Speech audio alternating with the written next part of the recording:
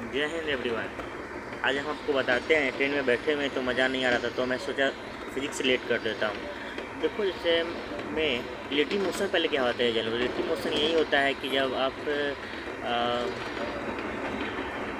बैठे हुए हैं, मानिए कि आप बैठे हुए हैं और आपका दोस्त बैठा हुआ है, तो आपको लगेगा कि दोनों आदमी स्टैटिक्स में है, मतलब कि रुका हुआ है। लेकिन बाहर से कोई आदमी देखेगा, मानो यहाँ से कोई बाहर से आदमी देखेगा तो उसको तो लगेगा कि क्या, कि बॉडी मूव कर रहा है, बॉडी मूव कर रहा है ना।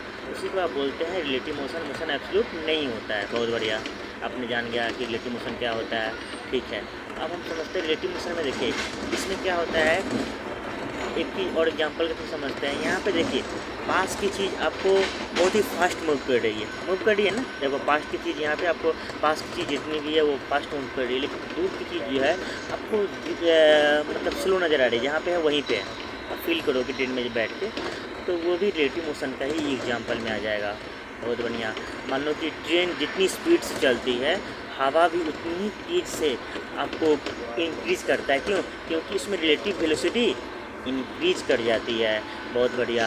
जैसे मैं मानूँ कि ट्रेन में आप बैठे हो और बॉल को देखो, एग्जाम्पल देख लो, यही है, देख लिए रिलेटिव मोशन के एग्जाम्पल में। और मानो कि आप इस ट्रेन में बैठे हो और उसके नीचे बॉल आप फेंकते हो, बॉल नीचे फेंक के फिर बॉल आपके हाथ में ही गिरता है। चाहे आप ट्रेन पर मतलब ट्रेन में खड़े हो और ऊपर जंप करोगे तो आप वहीं पे गिरोगे, क्योंकि आपका भी बॉडी मोशन में है, इसलिए आप सेम जगह पर ही गिरोगे। बहुत बढ़िया। और क्या मैं रिलेट कर दूँ, और चीज़ तो मैं रिलेट कर किया ही हुआ हूँ। मानो कि ट्रेन रुक जाती है तो आप आगे की ओर गिर जाओ, बिकॉज इनर्शिया वही है कि हम जिस स्पीड में है तुम स्पीड में रखो, चाहे या हम जैसे हम हैं वैसे ही हमको रहने दो। कितना बढ़िया से बताया हमने। ठीक है, आप जो मैं पेड़ देख रहा हूँ उससे मैं रिलेट कर सकता हूँ। क्या, आप खरीफ फसल आप ध्यान में आपको आनी चाहिए। अभी रबी फसल है, गेहूं का समय है, देखो तो रबी फसल है। मिट्टी आप रिलेट कर सकते हो, इधर की कौन सी मिट्टी है, एलुवियल सॉइल है या ब्लैक सॉइल है, ये रिलेट कर सकते हो।